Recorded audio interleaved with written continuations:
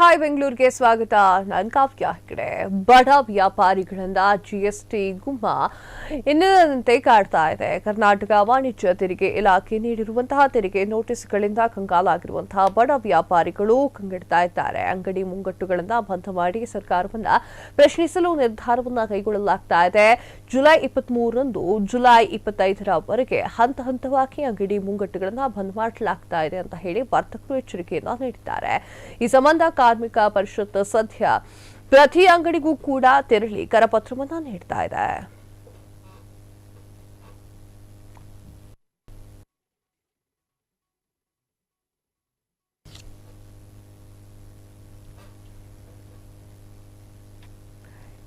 ಇಲಾಖೆಯ ಕಂಗೆಣ್ಣಿಗೆ ಪುಡಿ ರೌಡಿಗಳ ಕಿರುಕುಳಕ್ಕೆ ಗುರಿಯಾಗಿರುವ ಬೇಕರಿ, ಕಾಂಟಿನೆಂಟ್ಸ್ ಹಾಗೂ ಬೀದಿ ಬದಿಯ ವ್ಯಾಪಾರಿಗಳು, ಸಣ್ಣ ಪುಟ್ಟ ಉದ್ಯಮಿದಾರರಿಗೆ ಮರಣ ಶಾಸನದಂತೆ ತೆರಿಗೆ ನೋಟಿಸ್ ನೀಡಲಾಗ್ತಾ ಇದೆ ಅಂತ ಹೇಳಿ ಕರ್ನಾಟಕ ರಾಜ್ಯ ಕಾರ್ಮಿಕರ ಪರಿಷತ್ನ ಅಧ್ಯಕ್ಷ ರವಿಶೆಟ್ಟಿ ಬೈಂದೂರು ಆಕ್ರೋಶವನ್ನು ಹೊರಹಾಕಿದ್ದಾರೆ.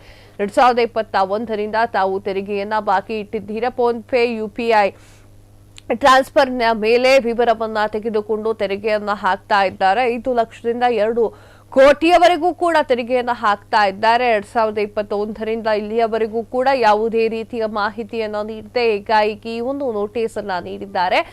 ನಾಡಿನ ಅಭಿವೃದ್ಧಿಗೆ ತೆರಿಗೆ ಅವಶ್ಯಕ, ಆದ್ರೆ ಹೂ ಹಣ್ಣು ಹಾಲು ಮಾರೋರಿಗೆ ನೋಟಿಸ್ ನೀಡಿದ್ದೀರಿ, ಅದೆಷ್ಟು ರೀತಿಯ ಸರಿ ಅಂತ ಹೇಳಿ ಪ್ರಶ್ನೆಯನ್ನ ಮಾಡಿದ್ದಾರೆ. ಬಡವರ ಮೇಲೆ ಬ್ರಹ್ಮಾಸ್ತ್ರವನ್ನ ಬಿಡ್ತಾ ಇದ್ದೀರಿ, ಸಾಲ ಸೂಲ ಮಾಡಿ ಸಣ್ಣ ವ್ಯಾಪಾರವನ್ನ ನಡೆಸ್ತಾ ಇರ್ತಾರೆ, ಅವರಿಗೆ ಮೊದಲು ಮಾಹಿತಿಯನ್ನ ನೀಡಬೇಕಾಗಿತ್ತು, ಆದ್ರೆ ಈ ಒಂದು ಕೆಲಸವನ್ನ ಮಾಡಿಲ್ಲ ಅಂತ ಹೇಳಿ ಕಿಡಿಕಾರಿದ್ದಾರೆ. 2021ರಿಂದ ತೆರಿಗೆ ಪಾವತಿಸಿಲ್ಲ ಅಂತ ಹೇಳಿ ಶೋಕಾಸ್ ನೋಟಿಸ್ ಅನ್ನ ಜಾರಿ ಬರ್ತಾ ಇದೆ.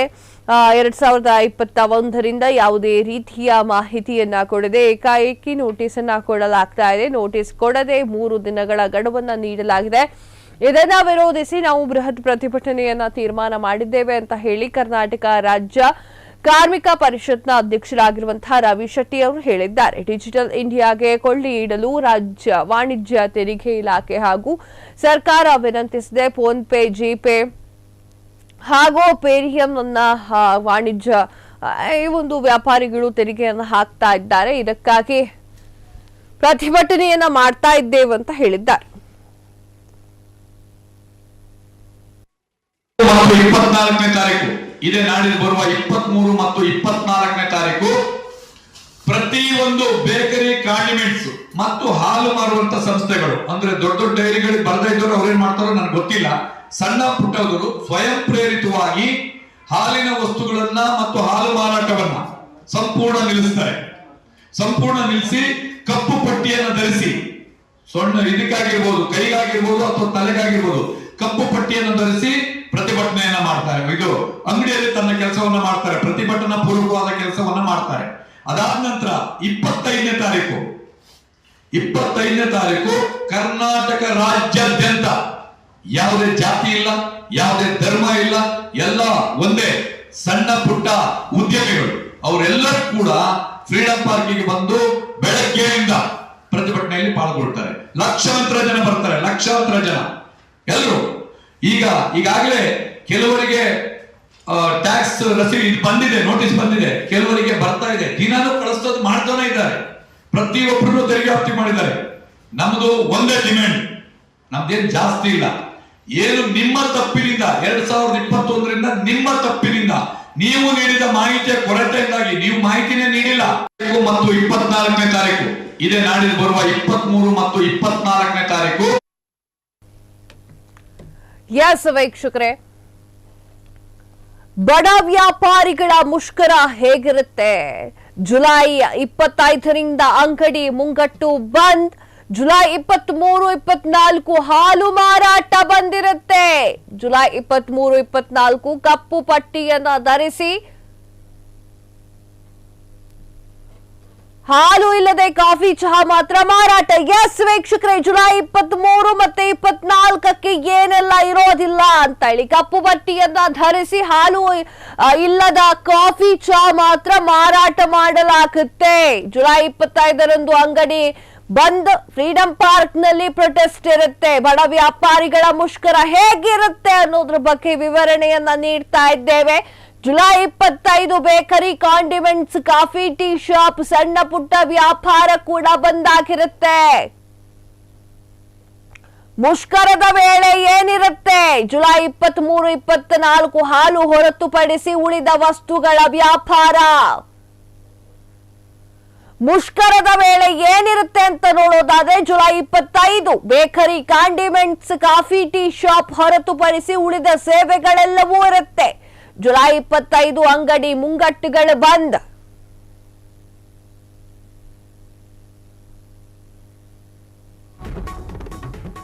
ಜುಲೈ 23, 24 ಹಾಲು ಮಾರಾಟ ಬಂದಾಗಿರುತ್ತೆ.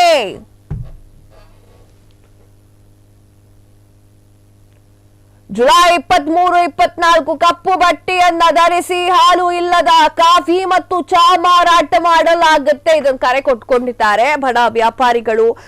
ಈ UPI ದಿಂದ ಸಾಕಷ್ಟು ತೊಂದರೆಯನ್ನ ಅನುಭವಿಸ್ತಾ ಇದ್ದಾರೆ. ಈ ಒಂದು ನಿಟ್ಟಿನಲ್ಲಿ ಜುಲೈ 25ರಂದು ಅಂಗಡಿ ಮುಂಗಟ್ಟುಗಳು ಬಂದಾಗಿ ಫ್ರೀಡಂ ಪಾರ್ಕ್ ನಲ್ಲಿ ಪ್ರೊಟೆಸ್ಟ್ ಕೂಡ ನಡೆಯುತ್ತೆ. ಜುಲೈ 25ರಂದು bakery, condiments, coffee, tea shop, ಸಣ್ಣ ಪುಟ್ಟ ವ್ಯಾಪಾರಗಳು ಕೂಡ ಬಂದಾಗಿರುವಂತದ್ದು. ತೆರಿಗೆ ನೋಟಿಸ್ ಈ ವಿಚಾರಕ್ಕೆ ಸಂಬಂಧಪಟ್ಟಂತೆ ಮುಷ್ಕರ ಇದೆ. ಜುಲೈ 23, 24 ಹಾಲು ಹೊರತುಪಡಿಸಿ ಉಳಿದಂತಹ ವಸ್ತುಗಳು ವ್ಯಾಪಾರ ಆಗುತ್ತೆ.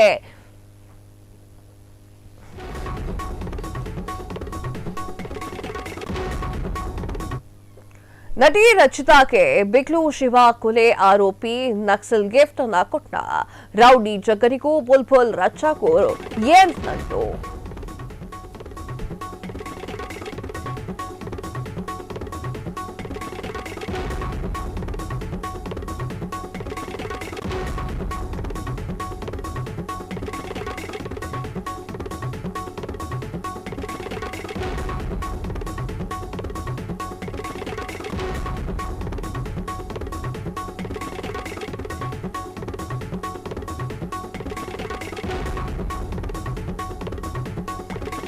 ನಟಿ ರಚಿತಾ ರಾಮ್ಗೆ ಬಿಗ್ಲು ಶಿವ ಕೊಲೆ ಆರೋಪಿ ನಕ್ಸಲ್ ಗಿಫ್ಟ್ ಅನ್ನ ಕೊಟ್ಟ. ರೌಡಿ ಜಗ್ಗರಿಗೂ ಬುಲ್ಬುಲ್ ರಚ್ಚುಗೂ ಏನ್ ನಂಟು? ರಚಿತಾಗೆ ರೌಡಿ ಜಗ್ಗ ಬಂಗಾರ ಕೊಡುವ ಫೋಟೋ ವೈರಲ್ ಆಗ್ತಾ ಇದೆ. ಬಿಗ್ಲು ಶಿವ ಕೊಲೆ ಆರೋಪಿಗೆ ನೂರಾರು ಸಿನಿ ನಟರು ನಂಟು.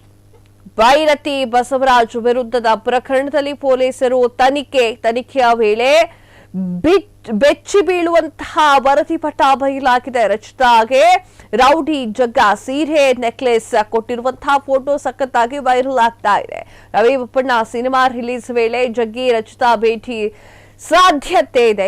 ವೀಕ್ಷಕರೇ, ನೀವು ಆ ಒಂದು ಫೋಟೋದನ್ನ ಈಗ ಸ್ಕ್ರೀನ್ ಮೇಲೆ ನೋಡ್ತಾ ಇದ್ದೀರಾ. ಸೀರೆ ಮತ್ತು ನೆಕ್ಲೆಸ್ ಅನ್ನ ಗಿಫ್ಟ್ ಕೊಟ್ಟಿರುವಂತಹ ಜಗ್ಗ ಬಿಗ್ಲು ಶಿವ ಕೇಸ್ನಲ್ಲಿ ಆರೋಪಿಯಾಗಿರುವಂತಹದ್ದು. ರೌಡಿ ಜಗ್ಗನಿಗೂ ಬುಲ್ಬುಲ್ ರಚ್ಚುಗೂ ಏನ್ ನಂಟು ಎನ್ನುವಂತಹ ಪ್ರಶ್ನೆ ಈಗ ಸಾಮಾಜಿಕ ಜಾಲತಾಣದಲ್ಲಿ ವೈರಲ್ ಆಗ್ತಾ ಇರುವಂತದ್ದು ಅಥವಾ ಹುಟ್ಕೊಂಡಿರುವಂತಹ ಪ್ರಶ್ನೆ ಅಂತಾನೆ ಹೇಳ್ಬೋದು. ನಟಿ ರಚಿತಾ ರಾಮ್ಗೆ ಬಿಗ್ಲು ಶಿವ ಕೊಲೆ ಆರೋಪಿ ನೆಕ್ಲೆಸ್ ಗಿಫ್ಟ್ ಅನ್ನ ಕೊಟ್ಟಿದ್ದಾರಾ ಎನ್ನುವಂತಹ ಪ್ರಶ್ನೆ.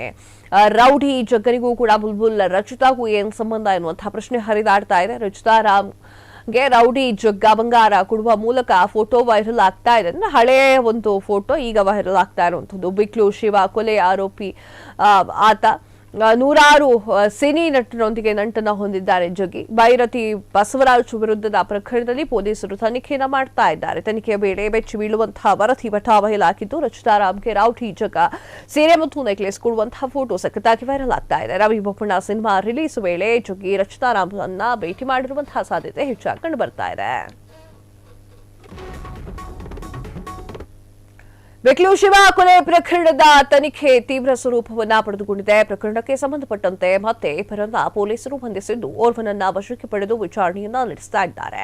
ಕೊಲೆಯ ಬಳಿಕ ತಲೆಯನ್ನ ಮರೆಸಿಕೊಂಡಿದ್ದಂತಹ ಜಗ್ಗನ ಸಹಚರರಾಗಿರುವಂತಹ ಅರುಣ್ ಅರೆಸ್ಟ್ ಆಗಿದ್ರೆ ಬಿಜೆಪಿ ಶಾಸಕ ಭೈರತಿ ಬಸವರಾಜ್ ಸಹೋದರನ ಮಗ ಅನಿಲ್ನ ಪೊಲೀಸರು ವಶಕ್ಕೆ ಪಡೆದುಕೊಂಡಿದ್ದಾರೆ. ಕೊಲೆ ಆರೋಪಿಗಳಿಗೆ ಅನಿಲ್ ಕಾರು ನೀಡಿದ್ದು ಆರೋಪವಿದೆ. ಹೀಗಾಗಿ ಸದ್ಯ ಅನಿಲ್ನ ವಶಕ್ಕೆ ಪಡೆದುಕೊಂಡಿರುವಂತಹ ಬೆಂಗಳೂರಿನ ಭಾರತೀ ನಗರದ ಠಾಣೆ ಪೊಲೀಸರು ವಿಚಾರಣೆಯನ್ನ ನಡೆಸ್ತಾ ಇದ್ದಾರೆ.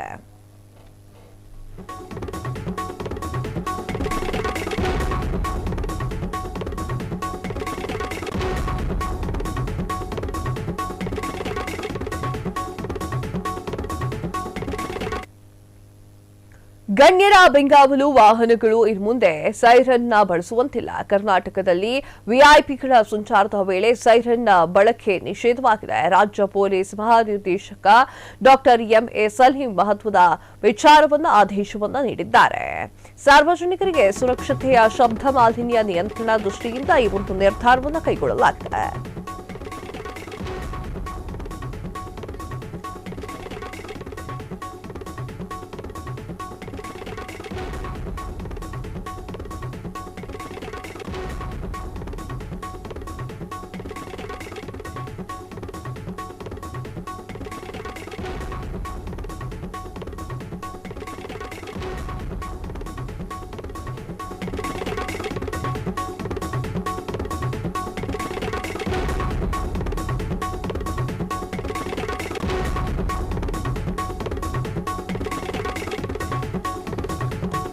ರಾಜ್ಯ ಪೊಲೀಸ್ ಮಹಾನಿರ್ದೇಶಕ ಡಾಕ್ಟರ್ ಎಂಎ ಸಲೀಂ ಮಹತ್ವದ ಆದೇಶವನ್ನ ನೀಡಿದ್ದಾರೆ. ಸಾರ್ವಜನಿಕರ ಸುರಕ್ಷತೆ, ಶಬ್ದ ಮಾಲಿನ್ಯ ನಿಯಂತ್ರಣ ಮಾಡುವಂತಹ ದೃಷ್ಟಿಯಲ್ಲಿ ನಿರ್ಧಾರವನ್ನ ಕೈಗೊಂಡಿದ್ದಾರೆ. ಸೈರನ್ ಬಳಕೆಯಿಂದಾಗಿ ಗಣ್ಯರ ಚಲನವಲನದ ಮಾಹಿತಿ ಅನಧಿಕೃತ ವ್ಯಕ್ತಿಗಳಿಗೆ ಗೊತ್ತಾಗುತ್ತೆ. ಅದರಿಂದ ಗಣ್ಯ ವ್ಯಕ್ತಿಗಳಿಗೆ ಅಪಾಯ ಉಂಟಾಗುವ ಸಾಧ್ಯತೆ ಇರುತ್ತೆ. ಸುಪ್ರೀಂ ಕೋರ್ಟ್ ಆದೇಶ ಪ್ರಕಾರ ತುರ್ತು ಸೇವೆಯ ವಾಹನಗಳಿಗೆ ಮಾತ್ರ ಸೈರನ್ ಅನ್ನ ಬಳಸಬಹುದು. ತುರ್ತು ಸೇವೆಯ ವಾಹನ ಹೊರತುಪಡಿಸಿ ಇನ್ಯಾವುದಕ್ಕೂ ಕೂಡ ಸೈರನ್ ಅನ್ನ ಬಳಸುವಂತಿಲ್ಲ. ಪೊಲೀಸರು ಸಹ ಸೈರನ್ ಅನ್ನ ಬಳಸುವಂತಿಲ್ಲ. ತುರ್ತು ಸಂದರ್ಭದಲ್ಲಿ ವಿನಾಯಿತಿ ಇದೆ. ನಿಯಮವನ್ನು ಉಲ್ಲಂಘನೆ ಮಾಡಿದ್ರೆ ದಂಡದ ಜೊತೆಗೆ 3 ತಿಂಗಳು ಜೈಲು ಶಿಕ್ಷೆ ಇರುತ್ತೆ ಅಂತ ಹೇಳಿ ಅವರು ಹೇಳಿದ್ದಾರೆ. ಶಿಕ್ಷಕರೇ ಇಂಥದ್ದೊಂದು ಆಗಬೇಕಾಗಿತ್ತು. ಯಾಕಂದ್ರೆ ವಿಐಪಿಗಳು ಬರಬೇಕಾದ್ರೆ ಸೈರನ್ ಮೊಳಗುವುದು ಗೊತ್ತಿರುತ್ತೆ. ಸಲೀಂ ಅವರು ಒಂದೊಳ್ಳೆ ನಿರ್ಧಾರವನ್ನ ಕೈಗೊಂಡಿದ್ದಾರೆ ಅಂತ ಹೇಳಿ ಸಾರ್ವಜನಿಕ ವಲಯದಲ್ಲಿ ಪ್ರಶಂಸೆಗೆ ಗುರಿಯಾಗ್ತಾ ಇರುವಂತದ್ದು. ರಾಜ್ಯ ಪೊಲೀಸ್ ಮಹಾನಿರ್ದೇಶಕ ಡಾಕ್ಟರ್ ಎಂಎ ಸಲೀಂ ಮಹತ್ವದ ಆದೇಶವನ್ನ ನೀಡಿದ್ದು, ಸಾರ್ವಜನಿಕರ ರಕ್ಷಣೆಗೆ ಶಬ್ದ ಮಾಲಿನ್ಯ ನಿಯಂತ್ರಣ ಮಾಡಲುವಂತಹ ದೃಷ್ಟಿಯಲ್ಲಿ ಈ ನಿರ್ಧಾರವನ್ನ ಕೈಗೊಳ್ಳಲಾಗಿದೆ. ಸೈರನ್ ಬಳಕೆಯಿಂದಾಗಿ ಗಣ್ಯರ ಚಲನವಲನದ ಮಾಹಿತಿ ಅನಧಿಕೃತ ವ್ಯಕ್ತಿಗಳಿಗೆ ಗೊತ್ತಾಗ್ತಾ ಇದೆ. ಇದರಿಂದಾಗಿ ಗಣ್ಯ ವ್ಯಕ್ತಿಗಳಿಗೆ ಅಪಾಯ ಉಂಟಾಗುವಂತಹ ಸಾಧ್ಯತೆ ಇರುತ್ತೆ ಅಂತ ಹೇಳಿದ್ದಾರೆ. ಸುಪ್ರೀಂ ಕೋರ್ಟ್ ಆದೇಶದ ಪ್ರಕಾರ ತುರ್ತು ಸೇವೆಗಳ ವಾಹನ ಮಾತ್ರ ಸೈರನ್ ಅನ್ನ ಬಳಕೆ ಮಾಡಬಹುದು. ತುರ್ತು ಸೇವೆಯ ವಾಹನ ಹೊರತುಪಡಿಸಿ ಇನ್ಯಾವುದೂ ಕೂಡ ಸೈರನ್ ಬಳಕೆ ಮಾಡುವಂತಿಲ್ಲ. ಪೊಲೀಸರು ಸಹ ಸೈರನ್ ಅನ್ನ ಬಳಕೆ ಮಾಡುವಂತಿಲ್ಲ. ತುರ್ತು ಸಂದರ್ಭದಲ್ಲಿ ವಿನಾಯಿತಿ ಇರುತ್ತೆ. ನಿಯಮ ಉಲ್ಲಂಘನೆ ಮಾಡಿದ್ರೆ ದಂಡದ ಜೊತೆಗೆ 3 ತಿಂಗಳು ಶಿಕ್ಷೆ ಅಂತ ಹೇಳಿದ್ದಾರೆ.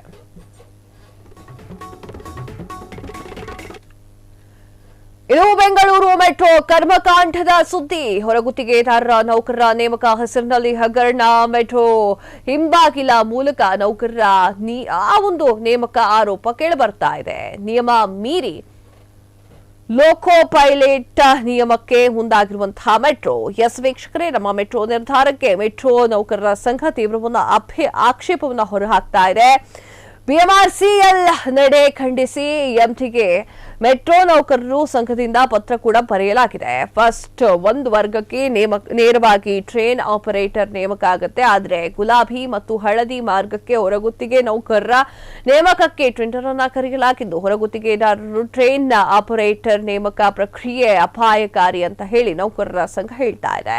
ಹೈದರಾಬಾದ್ನಲ್ಲಿ ಈಗಾಗಲೇ ವಿಫಲವಾಗಿರುವಂತಹ ಹೊರಗುತ್ತಿಗೆದಾರರ ಲೋಕೋ ಪೈಲಟ್ ಸಿಸ್ಟಮ್ಸ್ಗಳು ಹೊರಗುತ್ತಿಗೆಗೆ ಟ್ರೈನ್ ಆಪರೇಟರ್ ಆಪರೇಷನ್ ಸರ್ವಿಸ್ ನೇಮಕ ಹುದ್ದೆಗೆ ನೌಕರರ ಸಂಘ ಒತ್ತಾಯವನ್ನ ಮಾಡಿದೆ.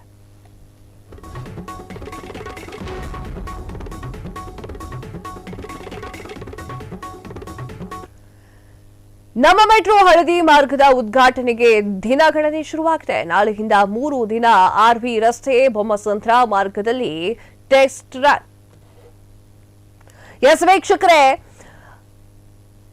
ನಮ್ಮ ಮೆಟ್ರೋ ಹಳದಿ ಮಾರ್ಗದ ಉದ್ಘಾಟನೆಗೆ ದಿನಗಣನೆ ಶುರುವಾಗಿದ್ದು, ನಾಳೆಯಿಂದ 3 ದಿನ ಆರ್ವಿ ರಸ್ತೆ ಬೊಮ್ಮಸಂದ್ರ ಮಾರ್ಗದಲ್ಲಿ ಟೆಸ್ಟ್ ರನ್ ಕೂಡ ನಡೆಸಲಾಗುತ್ತೆ. ಹಳದಿ ಮಾರ್ಗ ಸೇಫ್ಟಿ ಪರಿಶೀಲನೆಯನ್ನ ಮಾಡಲಿರುವಂತಹ ರೈಲ್ವೆ ಸುರಕ್ಷತಾ ಆಯುಕ್ತರು ಮುಂದಿನ ತಿಂಗಳಿನಿಂದ ವಾಣಿಜ್ಯ ಸಂಚಾರ ಆರಂಭಿಸಲು ಮುಂದಾಗಿರುವಂತಹ ಮೆಟ್ರೋ ಹಳದಿ ಮಾರ್ಗದಲ್ಲಿ 3 ಚಾಲಕ ರಹಿತ ಮೆಟ್ರೋ ರೈಲು ಕಾರ್ಯಾಚರಣೆ, ನಿಲ್ದಾಣ ತಪಾಸಣೆ, ಹಳಿ ತಪಾಸಣೆಯ ಸಿಗ್ನಲ್ ಇಂದ ಪರಿಶೀಲನೆ ನಡೆಸುವುದು ದಂಡ ವಿಧಿಸಲಾಗುತ್ತೆ. ರೈಲ್ವೆ ಸುರಕ್ಷಿತ ಆಯುಕ್ತರು ಅನುಮತಿಯನ್ನ ಬಳಕೆ ಮಾಡಿ ರಾಜ್ಯದಲ್ಲೇ ಈ ಒಂದು ವಾಣಿಜ್ಯ ಸಂಚಾರಕ್ಕೆ ಅನುಮತಿಯನ್ನು ನೀಡಲಾಗಿದೆ. ಮುಂದಿನ ತಿಂಗಳು ಪ್ರಧಾನಿ ನರೇಂದ್ರ ಮೋದಿ ಅವರು ಹಳದಿ ಮಾರ್ಗವನ್ನು ಉದ್ಘಾಟನೆ ಮಾಡುವಂತಹ ಸಾಧ್ಯತೆ ಇದೆ. 19 ಕಿಲೋಮೀಟರ್ ಮಾರ್ಗದಲ್ಲಿ ಈ ಒಂದು ನಿರ್ಮಾಣವಾಗಿರುವಂತಹ 16 ಮೆಟ್ರೋ ನಿಲ್ದಾಣ ಇದಾಗಿದೆ. ಮ್ಯಾನ್ಹೋಲ್ಗೆ ಇಳಿದು ಸ್ವಚ್ಛಗೊಳಿಸುವಾಗ ಉಸಿರುಗಟ್ಟಿ ಕಾರ್ಮಿಕನೋರ್ವ ಮೃತಪಟ್ಟಿರುವಂತಹ ಘಟನೆ ಬೆಂಗಳೂರಿನ ಆರ್ಎಂಸಿ ಯಾರ್ಡ್ನಲ್ಲಿ ನಡೆದಿದೆ. ಬೆಂಗಳೂರಿನ ಆಶ್ರಯ ನಗರದ ನಿವಾಸಿ ಪುಟ್ಟಸ್ವಾಮಿ ಮೃತ ದುರ್ದೈವಿಯಾಗಿದ್ದು, ಮ್ಯಾನ್ಹೋಲ್ನಲ್ಲಿ ಸ್ವಚ್ಛಗೊಳಿಸಬೇಕಾದ್ರೆ ಆಂಥೋನಿ ಹಾಗೂ ಪುಟ್ಟಸ್ವಾಮಿ ಒಳಚರಂಡಿಗೆ ಇಳಿದಿದ್ರು. ಸುಮಾರು ಅರ್ಧ ಗಂಟೆಯ ಒಳಗೆ ಕೆಲಸವನ್ನ ಮಾಡ್ತಾ ಇದ್ದ ಬಳಿಕ ಉಸಿರುಗಟ್ಟಿ ಆ ಒಂದು ಕಾರಣಕ್ಕಾಗಿ ಆಂಥೋನಿ ಹಾಗೂ ಪುಟ್ಟಸ್ವಾಮಿ ಆಚೆ ಬಂದಿದ್ದಾರೆ. ನಂತರ ಆಸ್ಪತ್ರೆಗೆ ಧಾವಿಸಲಾಗಿತ್ತು, ಅವರನ್ನು ಕರ್ಕೊಳ್ಳಲು ಹೋಗಲಾಗಿತ್ತು. ಆದರೆ ಪುಟ್ಟಸ್ವಾಮಿ ಮನೆಗೆ ತೆರಳಿದ್ದ ವೇಳೆಯಲ್ಲಿ ಸಾವನ್ನಪ್ಪಿದ್ದಾರೆ. ಇನ್ನೂ ಕೂಡ ಅಸ್ವಸ್ಥಗೊಂಡಿದ್ದ ಆ ಒಂದು ಆಂಥೋನಿ ಅವರು ಸ್ಥಳೀಯ ಆಸ್ಪತ್ರೆಗೆ ದಾಖಲು ಮಾಡಲಾಗಿದೆ. ಚಿಕಿತ್ಸೆಯನ್ನ ಕೊಡಲಾಗ್ತಾ ಇದೆ. ಹಣದ ಆಸೆಯನ್ನು ತೋರಿಸಿ ಕಾರ್ಮಿಕರನ್ನ ಒಳಚರಂಡಿಗೆ ಇಳಿಸುವಂತಹ ಶಂಕೆ ವ್ಯಕ್ತವಾಗ್ತಾ ಇದ್ದು, ಯಾರು ಇಳಿಸಿದ್ದು ಯಾವ ಬಗ್ಗೆ ಮಾಹಿತಿ ನೀಡಬೇಕಾಗಿದೆ. ಪದೇ ಪದೇ ಬೆಂಗಳೂರಿನಲ್ಲಿ ಈ ಒಂದು ಮ್ಯಾನ್ಹೋಲ್ ದುರಂತಗಳು ಸಂಭವಿಸ್ತಾ ಇದ್ದು, ಘಟನೆಗೆ ನಡೆದಿರುವಂತಹ ಸಾವು ನೋವು ಸಂಬಂಧಿಸಿದಂತಹ ಮಾತ್ರಕ್ಕೆ ಮುನ್ನೆಚ್ಚರಿಕೆ ಕ್ರಮವನ್ನು ಕೈಗೊಳ್ಳಬೇಕು. ಮ್ಯಾನ್ಹೋಲ್ಗೆ ಕಾರ್ಮಿಕರನ್ನ ಇಳಿಸಬೇಕೆಂಬ ಮಾತುಗಳನ್ನ ಆಡ್ತಾರೆ. ಆದರೆ ಪದೇ ಪದೇ ಇಂತಹ ದುರ್ಘಟನೆಗಳು ನಡೀತಾ ಇರುತ್ತೆ. ಈ ಬಗ್ಗೆ ಸರ್ಕಾರ ಸ್ವಲ್ಪ ಯೋಚನೆ ಮಾಡಬೇಕು, ಗಮನವನ್ನ ಹರಿಸಬೇಕು.